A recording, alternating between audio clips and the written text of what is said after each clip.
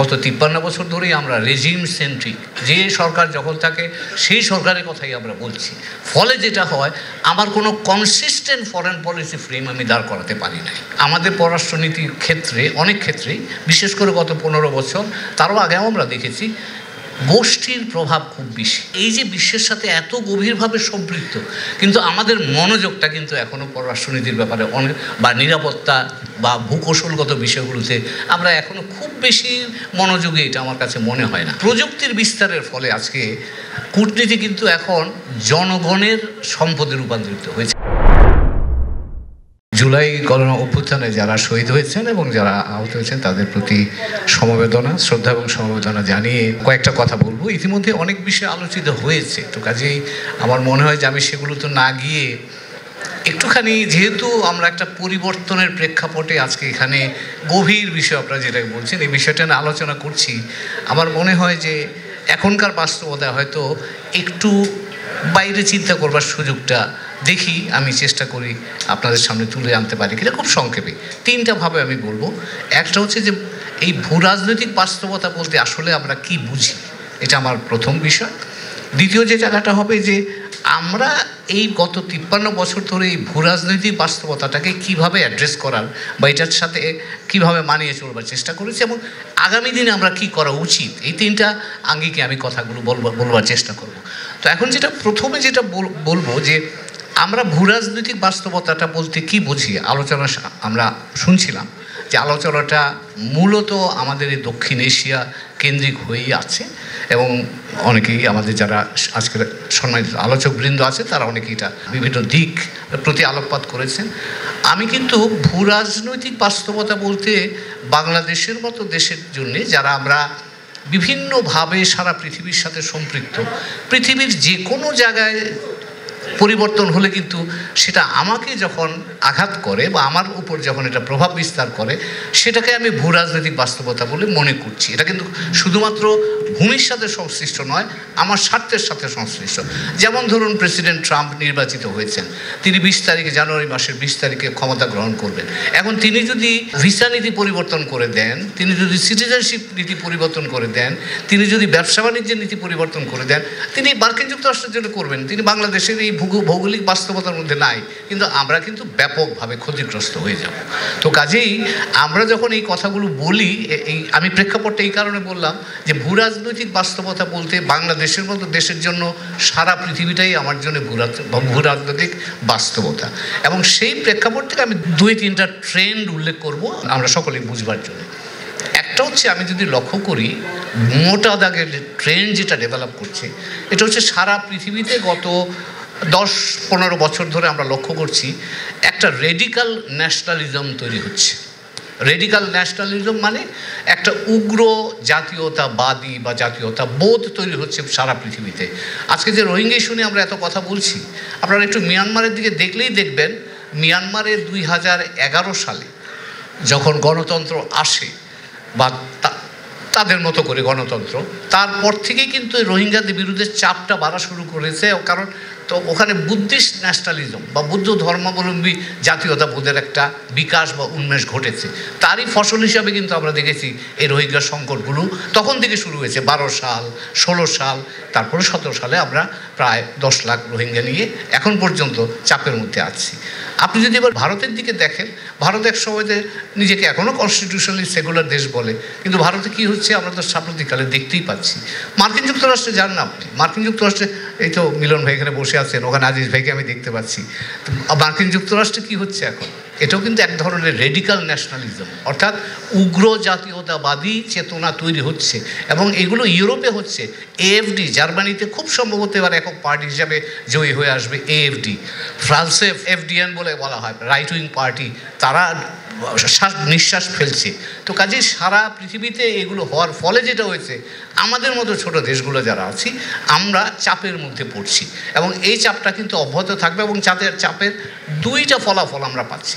একটা হচ্ছে, আমরা দ্বিতীয় বিশ্বযুদ্ধের পর থেকে, বিশেষ করে আমাদের জন্য আমরা স্বাধীন হওয়ার পর থেকে যে নর্ম বা যে মূল্যবোধের ভিত্তিতে আমরা অন্য দেশগুলোর সাথে সম্পর্ক বজায় রাখতাম বা চালিয়ে যেতাম, সে নর্মগুলো চেঞ্জ হয়ে গেছে এখন অনেক জায়গায়। মিয়ানমারে আপনারা দেখছেন যে মিয়ানমারে আজকে রাখাইন জাতীয়তাবাদের বিকাশ ঘটছে, কিন্তু আবার সীমান্তেই এটা আমার জন্য নিরাপত্তার আশঙ্কা তৈরি করছে, রোহিঙ্গাদের জন্য বিপদ বাড়াচ্ছে, এবং ভবিষ্যতে আমরা জানি না এটা কীভাবে এটাকে হ্যান্ডেল করবে, এখনও আমরা এটা নিয়ে চিন্তা করতে হচ্ছে।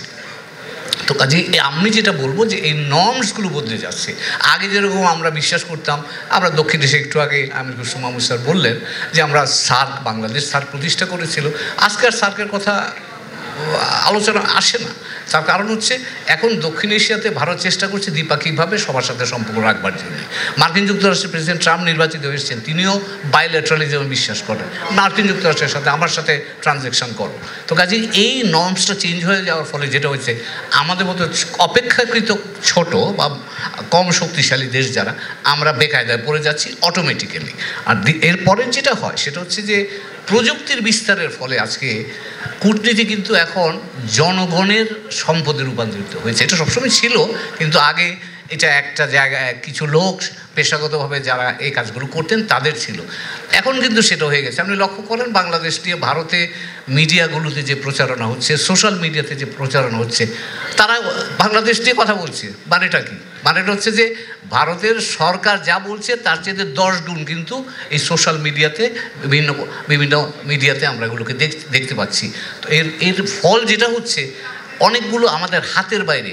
একটু আগে পররাষ্ট্র উপদেষ্টা মহোদয় এখানে ছিলেন, আমরা কূটনৈতিক যে কাঠামো দিয়ে আমরা এগুলোকে সম্পর্কটাকে চালিয়ে যেতাম, এই কাঠামোর বাইরে অনেক কিছু ঘটে যাচ্ছে, যে কারণেই অনেক সময় এই কূটনৈতিক কাঠামো দিয়ে আপনারা যে প্রশ্ন তোলেন যে হচ্ছে না কেন, তার কারণ হচ্ছে যে আমাদের কাঠামো সীমিত, ঘটনা ঘটছে অনেক বড় জায়গাতে, কাজে সেটাকে সামলানো কিন্তু একটা বড় ধরনের চ্যালেঞ্জ। তো আমরা এই আগামী দিনগুলোতে আজকে যে এই যে জুলাই বিপ্লবের পরে বা অভ্যুত্থানের পরে আমরা যে নতুন বাংলাদেশের স্বপ্নটা দেখছি, এই বাংলাদেশকে কিন্তু এখন আমরা ল্যান্ড করতে হচ্ছে এইরকম একটা এনভায়রনমেন্টে, এবং এখানে আমরা আমাদের অবস্থাটাকে আমরা ম্যানেজ করতে হবে। তো আমরা কি, আমাদের বাংলাদেশের অভিজ্ঞতা কী ছিল আমি সংক্ষেপ দিয়ে একটা বলি। আমরা এখানে গত 15 বছরের কথা বলছি। আমি একজন পেশাদার কূটনীতিক হিসাবে আমার কাছে মনে হয়েছে বা গত 53 বছর ধরেই আমরা রেজিম সেন্ট্রিক, যে সরকার যখন থাকে সেই সরকারের কথাই আমরা বলছি। ফলে যেটা হয়, আমার কোনো কনসিস্টেন্ট ফরেন পলিসি ফ্রেম আমি দাঁড় করাতে পারি নাই। আমি লোকেদের কাছে, আমার মনে আছে না, এরশাদ সাহেব যখন ফল করলেন, আমি তখন ওয়াশিংটনে, তাড়াতাড়ি সব বদলে ফেলো, সব বইপত্র ফেলে দাও, ফাইলপত্র ফেলে দাও। আরে তারা কী দাঁড়ালো, এত বছরের যে আমরা কাজ করলাম তার কিছুই আর অবশিষ্ট থাকলো না। লোকেরা জিজ্ঞেস করছে, তোমরা এটা ওই দিন বললে এটা, এখন বলছে এটা। সো ইনকনসিস্টেন্টি, মানুষ আমাদেরকে প্রশ্ন করে। আমাদেরও নিজেদের জন্যে আমাদের পররাষ্ট্র নীতিকে কনসিস্টেন্টলি সামনের দিকে নিয়ে যেতে আমাদের জন্য জটিলতা তৈরি হয়। আর একটা জিনিস বলবো, আমরা সবসময় এটা বাংলাদেশের আমাদের নিজেদের পররাষ্ট্র নীতির ঘাটতি বলবো, আমাদের নীতি প্রক্রিয়ারই ঘাটতি। সেটা হচ্ছে আমরা ট্রানজ্যাকশন বেসড, আমরা কোনো লং টার্ম কোনো জিনিস, কোনো পলিসি করতে চাই না সহজে। পলিসি হয়তো থাকে, কিন্তু ইমপ্লিমেন্টেশন স্টাইলটা আমাদের হয় ট্রানজ্যাকশনাল। প্রত্যেকটা ঘটনা ভিত্তিতে আমরা যাই, ওখানে থেমে যাই, আরেকটা ঘটনা ঘটলে আবার এটা নিয়ে কাজ করি। কিন্তু পররাষ্ট্রনীতির ক্ষেত্রে যেটা বড় জিনিস, যেটা আলোচনায় এসছে, জাতীয় স্বার্থ এমন একটা জিনিস যেটা সরকার বদলায় কিন্তু জাতীয় স্বার্থ বদলায় না। কারণ জাতীয় স্বার্থের মৌলিক জায়গাটা হচ্ছে জনগণের স্বার্থ, সকল মানুষের স্বার্থ, বাংলাদেশের 18 কোটি মানুষের স্বার্থ। কাজেই যে সরকারই থাকুক, সে যদি সত্যিই গণতান্ত্রিক প্রক্রিয়া বিশ্বাস করে, তাহলে তাকে জনগণের স্বার্থের কথাটা আগে চিন্তা করতে হবে, তারপরে তারা তাদের মতো করে সেটাকে সাজাতে পারে। সেই সুযোগ তাদের আছে, যেহেতু জনগণ যদি তাদেরকে ডেমোক্রেটিক্যালি ইলেক্ট করে থাকে, সেই কাজটা তারা করতে পারে। তো কাজেই এটা হলো একটা। আরও একটা জিনিস না বলেই পারছি না, কথাটা শুনতে হয়তো একটু খারাপ লাগবে। আমাদের পররাষ্ট্রনীতির ক্ষেত্রে অনেক ক্ষেত্রেই, বিশেষ করে গত 15 বছর, তারও আগেও আমরা দেখেছি, গোষ্ঠীর প্রভাব খুব বেশি। ব্যবসায়ীরা, বিভিন্ন গ্রুপ যারা আছে, ইন্টারেস্ট গ্রুপস, তারা কিন্তু এই ফরেন পলিসিকে ইনফ্লুয়েন্স করে ফেলেন। আমাদের এখানে এমন দুর্ঘটনাও ঘটেছে, আমাদের বন্ধু রাষ্ট্র দুই একটার সাথে, চীনের সাথে ফর এক্সাম্পল 2004-05 সালে আমাদের বড় ধরনের মতানৈক্য তৈরি হয়েছিল আমাদের এই ধরনের গোষ্ঠী স্বার্থের কথা চিন্তা করতে গিয়ে। তো কাজেই এরপরে তো গত 15 বছর ধরে হয়েছে, আমরা সেটা জানি, আমি বিস্তারিত ওখানে যাচ্ছি না। তো কাজেই এগুলো হচ্ছে আমাদের এখনকার পর্যন্ত অভিজ্ঞতা। আমরা কি করতে হবে সামনে যদি যাই, খুব সংক্ষেপে বলবো, এটা আলোচনা হয়েছে। আমি খুব বেশি বিশ্বাস করি এবং মনে করি এটা খুবই গুরুত্বপূর্ণ, এবং আগামী দিনের জন্য তরুণ প্রজন্মের ভাইরা এখানে আছেন, তারা ভবিষ্যৎটা তৈরি করবেন। তো তাদের মনে রাখতে হবে যে জাতীয় ন্যাশনাল কোহেশন একটা খুব জরুরি দরকার, ঐক্যমত্যের দরকার। মৌলিক কিছু বিষয় যদি ঐক্যমত্য না থাকে, যদি আমি খালি প্রত্যেক সরকারের বা রেজিমের ভিত্তিতে পররাষ্ট্রনীতি পরিচালনা করতে যাই, তাহলে বাংলাদেশ কখনোই স্থিতিশীল বা আমি বলবো যে সুদৃঢ় অবস্থানে থেকে আপনি পররাষ্ট্রনীতি পরিচালনা করতে পারবেন না। আরেকটা যেটা আসবে সেটা হলো যে আমাদের, যেটা একটু আগে আমাদের সঞ্চালক মহোদয় বলছিলেন, আমাদের কূটনীতি, যেমন ধরেন আজকে মন খারাপ করবেন না, আমি জানি আমার এখানে ওরা হয়তো ভাববে যে আমি কথা তুললাম, গতকাল থেকে আজ পর্যন্ত যে কটা সেশন হয়েছে তার সবচেয়ে শেষ সেশনটা হচ্ছে এই ভূরাজনীতি এবং নিরাপত্তার বিষয়টা। এটা কিন্তু আজকে বাংলাদেশকে যদি দেখেন আপনারা, বাংলাদেশের ভেতরে এমন কোনো জিনিস নাই, এমন কোনো ঘটনা বা এমন কোনো জায়গা নাই যার বাইরের সাথে কানেকশন নাই। আমার ইকোনমির 3টা প্রধান পিলার যদি আমি দেখি, আপনি এগ্রিকালচার বলবেন, আপনার এগ্রিকালচারে কী পরিমাণ বাইরের ইনপুট আছে খেয়াল করে দেখেন।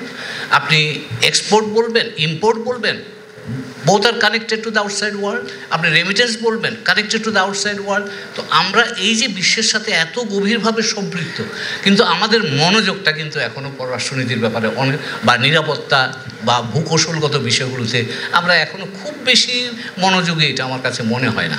এটা পেরিফেরাল, মানে এটা আচ্ছা এটাও করতে হবে এইরকম, কিন্তু এটা যে একটা প্রধান গুরুত্বপূর্ণ বিষয়, আপনার এটাকে কেন্দ্র করে আপনার ইনভেস্টমেন্ট বাইরে থেকে না আসলে আপনার ইকোনমি গ্রো করবে না, আপনার এক্সপোর্ট না গেলে ইকোনমি গ্রো করবে না, আপনি রেমিটেন্স না পেলে আপনি ইকোনমি দাঁড় করতে পারবেন না। এই উপলব্ধিটা আমার দরকার, যে বাইরের সাথে আমার সম্পৃক্ততা, আমার যতখানি গুরুত্ব অভ্যন্তরীণভাবে আমাকে দিতে হবে, আমার বাইরের পৃথিবীটা কীভাবে আবর্তিত হচ্ছে, আমার ভূরাজনীতি কীভাবে আবর্তিত হচ্ছে, আমার নিরাপত্তাটাকে কীভাবে আমি সংহত করতে পারি। আমি মাহমুদ চৌধুরী মহোদয় বলেছেন যে নিরাপত্তার অনেক উপাদান আছে, তো সেই প্রেক্ষাপটে আমাকে সমগুরুত্ব দিতে হবে অভ্যন্তরীণ বিষয়ের ব্যাপারে এবং বাইরের ব্যাপারে। বরঞ্চ বাংলাদেশের মতো দেশগুলোর জন্য বাইরের প্রতি বেশি মনোযোগী হওয়া দরকার বলে অন্তত আমি আমার ব্যক্তিগতভাবে আমার ক্ষুদ্র চিন্তায় আমি মনে করি এটা প্রয়োজন। এর পরের কথাটা যেটা বলবো সেটা হচ্ছে যে আমরা এখনো পর্যন্ত রিঅ্যাক্টিভ ইন আওয়ার অ্যাপ্রোচ। ঘটনা ঘটলে আমরা রিঅ্যাক্ট করি। এখন বাংলাদেশ যে জায়গায় এসছে, যে ভূ রাজনৈতিক বা ভূ কৌশলগত যে পরিবর্তন হচ্ছে, আপনি রিঅ্যাক্টিভ হলে বিপদ বাড়বে। Rohingya is a classic example. ঘাড়ের উপরে এসে পড়বার পরে এখন আমরা চেষ্টা করছি এটাকে সরাবার জন্য, কিন্তু এটা প্রিভেন্ট করা বা প্রতিরোধ করার জন্য সুযোগ কিন্তু আমাদের ছিল, আমরা সেই সুযোগটাকে কাজে লাগাতে পারি নাই। এখন সেটা যদি বলে সেটা বড় নীতিগত বিষয়, কিন্তু ভবিষ্যতে যাতে আরেকটা এরকম ঘটনায় না পড়ি তার জন্য একটু প্রোঅ্যাক্টিভ হওয়া দরকার বলে আমি মনে করছি। এবং যেটা আমি শেষ করছি, আমাদের কূটনীতিটাকে আরও বেশি করে ইনভেস্ট করতে হবে, এদিকে আরও বেশি আমি বলবো যে সাপোর্ট দিতে হবে। শুরু হয় সরকার প্রধানের দিক থেকে। সরকার প্রধান হচ্ছেন বাংলাদেশের এক নাম্বার কূটনীতিক, কাজে যিনি থাকেন সরকার প্রধান, তাকে বুঝতে হবে যে বাংলাদেশের কূটনীতিটা কেমন হওয়া দরকার, এবং তিনি যদি সক্ষমভাবে নির্দেশনা দিতে পারেন তবেই বাংলাদেশ সক্ষম কূটনীতি করতে পারবে। এবং সেখানে ম্যান পাওয়ার স্ট্রেংথেন করা দরকার, ফাইন্যান্সিয়াল ইনভেস্টমেন্ট দরকার, আমাদের দক্ষতা বৃদ্ধি করা দরকার, এবং সাথে সাথে এই যে আজকে যেরকম আলোচনা হচ্ছে, জনগণের সমর্থনও দরকার, কারণ জনগণের সমর্থন ছাড়া একটা গণতান্ত্রিকভাবে কূটনীতি করা সম্ভব হয় না। তো কাজেই আমি মনে করি আজকে যে আলোচনাটা হয়েছে, ফোরাম ফর বাংলাদেশ স্টাডিজ যেটা করেছে, খুবই একটা সময় উপযোগী আলোচনা, এবং তার জন্য আমি তাদেরকে ধন্যবাদ জানাই, এবং বিশেষ করে আমাকে এতে সংযুক্ত হওয়ার জন্যে আমাকে আমন্ত্রণ জানিয়েছে, তার জন্য আমার কৃতজ্ঞতা জানিয়ে আমি শেষ করছি। ধন্যবাদ সবাইকে।